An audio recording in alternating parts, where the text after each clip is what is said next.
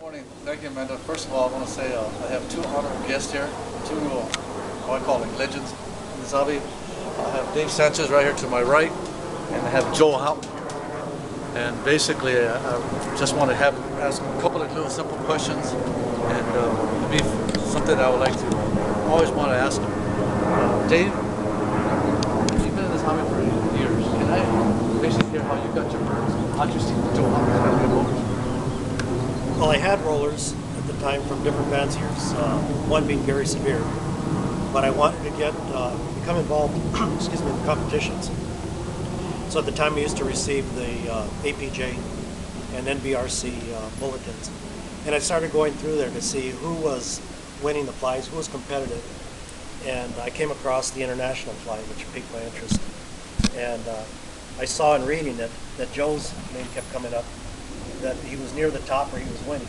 So I thought, well, they always say if you're going to start with the best. So I contacted him, wrote him a letter, and he came back and he said, well, he doesn't sell pigeons, but he was going through a move or some sort of family change, that I caught him at a good time, that he'd be willing to let a couple of pair go. But he told me that he wouldn't sell me his best. Nobody does. He'll sell me brothers and sisters to the best, and then it's up to me to do what I could with them. But when I got that letter back, I thought, this guy's not only a good flyer, he's honest. People don't usually do that. So Alice and I scraped up the money, and I sent away to him, and I bought 3 pair. Can you say what year was this, David? It was in 1971. 1971. And then I got the birds, and I started flying them, and lo and behold, I started doing very well in the CRS flies. In fact, I was winning or near the top pretty competitively. And our friendship just grew from there. And then through him, about 1974, Richard and I took a car trip with our families. We drove up there, and I met him, and we spent time with him. And then we came back, and then we went up again in 1976, and we met Monty. And he drove us, me, him, and Ron Kumro, up to Monty's house. We met Monty, saw Monty's birds, and I just kept in contact with him over the years, and just never stopped. I've always searched his counsel and listened to him. Anytime I had trouble with the kit or needed advice how to feed him, how to mate him, I always writing him letters. In fact, I'm probably guilty that he probably corresponded with me more than him, because I was working and such, and it takes me hours to write a letter to get everything just right, and I change it. And I'd receive a letter from him, and he'd make me feel guilty. You know, this is my 3rd letter to you, and you haven't responded. This is going to be the last. So I'd sit down and I'd write him a letter, and then I started calling him, and he said, well, we can't be doing this. It's getting too expensive. So we stopped that, and the internet's been wonderful. I mean, we correspond once or twice a week now. And to say something, Joe, I've like I said, I know Dave for years. He won't say anything, but he's flying some outstanding people, and it's fun to look at his birds and see how he's kept his birds, his pedigrees, and how your name pops up. But just as I got more into this hobby, and I've been to appreciate, I've known you since the second time you come to my house. Basically, I see how you perpetuated a great family of rollers. So can you give a little detail how you started your family of pigeons, and say when you started this cultivation of your Bermuda rollers? Well, my family of birds probably started about 1957, but it's always been a work in progress. And were you up there? Did you see the 54 bird fly kit I flew? Okay. We did see that kit. Okay. Prior to the competition, you Okay. told us you were going to enter them, and then you were trying to figure out what 20. Okay. And then that day of the fly, you just said, oh, the heck with it. I'm not going to put in the, I'll fly them all. There was really no set limit then as to how many you could fly. I remember you calling me up, and you said you should have been there. They were wonderful. It looked like they weren't going to get up, but when they finally did, they just poured it on. And I read the articles that Monty wrote, and Bruce Cooper and those guys later on, about one of the best kits they'd ever seen. And then there was arguments later on, that was way too many birds, but the fact is you won, and it was in front of a number of competitors. It was only way too many birds for the guys who lost. But Joe, just expand a little bit how you cultivated this family. I'm just very curious. All right. It's very simple. It's not very popular. I have a goal in mind. And what success that I had, I attribute to the fact that I was very disciplined in keeping my eye on the ball and seeking it. That's like when I came here, I asked you how many pair of breeders you had. And I said, what half of those breeders would you keep? Well, the difference between you and I is, I got rid of that second half. You're keeping them for whatever your reasons. I didn't. I got rid of them. And I would do that. I continually assess all the time, and I keep moving birds out, trying to bring better birds in, you know.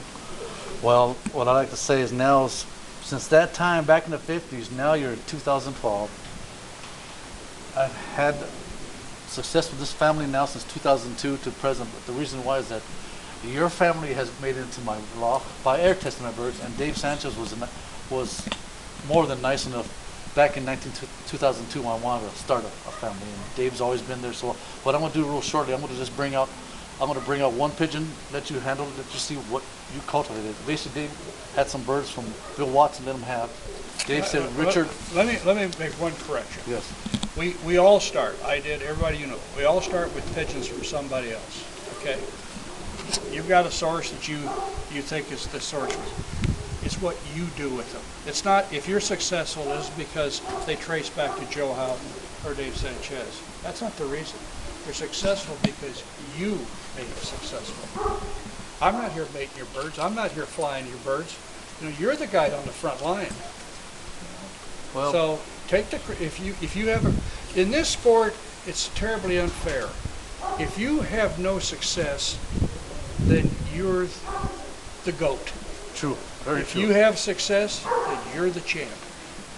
So I think an advantage you had too, and we've talked about this before, is in that time, of the late 60s, early 70s, there was a group of fanciers up there that pretty much were on the same level as what they considered quality and trying to fly the best kits. I was gave us some great extremely competition. lucky to be at the right place at the right time. We probably had a group of 40 flyers in my area, you know, and we all were mutually agreed on what the standard of quality should be. And our standard of quality is what we interpreted Henson told us what quality was. Everything is based on one simple principle: velocity of spin. Frequency, color, depth, anything you want it, is everything is secondary to velocity of spin. So if they don't have velocity of spin, they don't stay in the program. And I think the records show it when you start looking at the guys that were dominating even up until, Monty passed away. Those were the guys that were still flying the quality kits up to that day. I mean, their kits stood out, and I think that's why, is they had a good foundation, and they always, as you said, kept their eye on the ball and tried to produce quality, not quantity, not just trying to put up a kit to make numbers. They wanted a kit up there that had quality, and that's what they kept breeding for. How many guys you know that their lofts are built on a pedigree? They're built on a family. They're built on a color. They're built on this or built on that. How many kits, fanciers, do you know that their loft is built on velocity of spin? Very few. Very few. Very few. Why? I'll tell you why. Because that's the most difficult aspect to capture and maintain. But that's where it's at. That's where it's at. How has it evolved, huh? Well, he's told me over the years, if you ask any fancier today, what do you breed for? They invariably say velocity of spin. And then when you really get down and question them, well, it has to be this bloodline. I clash these colors. I only use orange item to white item. Well, you're not breeding for velocity of spin. You're breeding for color and type and pedigree. And, if you're breeding for velocity of spin, you're putting velocity spinners together. And some say, well, don't do that. You're going to enhance the culls or the bad points, and the birds become too strong. But they don't. Spinners produce spinners. What did Mommy always say? You want to breed good pigeons? I do it the easy way. I put one stable spinner to another stable spinner. And lo and behold, they breed more stable spinners. And they just keep going on. I think these guys set the foundation for what we have today. And, Well, it's they've absolutely really true. done us It's taken me years to acknowledge that, because you got to spend years in this hobby to learn any history. Well, you have the to difficulty is use your knowledge. your association with the guys who don't or who aren't pursuing that. And they're your friends, and they're the guy you're getting with, you're having coffee and having a beer with once in a while. You're talking beer. They don't do that, but you have to divorce yourself from that. You know, if they don't want to do it, that's their choice. True. You know, True. you put your eye on the ball, and you don't take your eye off the ball, and it makes it difficult sometimes. That sounds The so hardest thing, and this is not my quote, but this is the hardest thing in this sport is to stop doing what you've been doing. Now you think about it. It's the hardest thing to do. You can make excuses, you can have reasons why and all that. It ain't working, pal. If you're not producing spinners, and it ain't working, so you need to tweak it a little bit. Well, Amanda, I'm going to take Joe and Dave and just basically show them a pigeon or two, and we'll be okay. Okay?